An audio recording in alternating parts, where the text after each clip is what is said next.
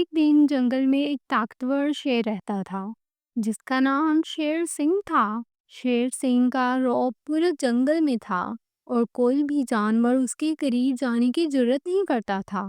وہ اکیلا رہتا تھا کیونکہ اس کے بارے میں سب کو خوف تھا۔ ایک دن شیر سنگھ ایک درخت کے نیچے بیٹھا تھا کہ اچانک ایک ننھا پرندہ جو اپنے چھوٹے پروں کے ساتھ اڑتا ہوا آیا اس کے قریب جا پہنچا۔ پرندہ بہت شرمیلا تھا لیکن شیر سنگھ نے اسے دیکھ کر کہا، تم کس کے لیے اڑ رہے ہو؟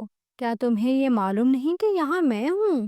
پرندہ تھوڑا سا ڈرا ہوا تھا مگر پھر اس نے اپنی جرات دکھاتے ہوئے کہا، میں تو بس آسمان کی ہوا میں اڑنا پسند کرتا ہوں، میں خوفزدہ نہیں ہوں۔ شیر سنگھ نے ہنستے ہوئے کہا، تم بہت چھوٹے ہو، تمہیں یہ دنیا سمجھے گی بھی نہیں۔ پرندہ تھوڑا رکا پھر اس نے جواب دیا، چھوٹا ہونے کا مطلب یہ نہیں کہ کوئی کچھ نہیں کر سکتا۔ شیر سنگھ کو کچھ عجیب لگا اور وہ چپ ہو گیا۔ ایک دن شیر سنگھ شکار پر گیا مگر وہ ایک درخت کی جڑ سے ٹکرا کر زخمی ہو گیا۔ اس کی طاقت اور غصہ جو ہمیشہ دوسرے جانوروں کے لیے خوف کا باعث بنتا تھا اب خود اس کے لیے کچھ نہیں کر رہا تھا۔ چند دنوں بعد وہ زخمی شیر سنگھ ایک درخت کے نیچے سو رہا تھا کہ وہی ننھا پرندہ آیا۔ اس نے شیر سنگھ کے قریب جا کر نرم آواز میں کہا، تم اکیلے کیوں ہو؟ کیا تمہیں مدد کی ضرورت نہیں؟ شیر سنگھ نے اس کی طرف دیکھا اور پہلی بار اسے کسی جانور کی مدد کی ضرورت محسوس ہوئی۔ پرندہ شیر سنگھ کے زخموں پر نرم پتے اور جڑی بوٹیاں رکھتا رہا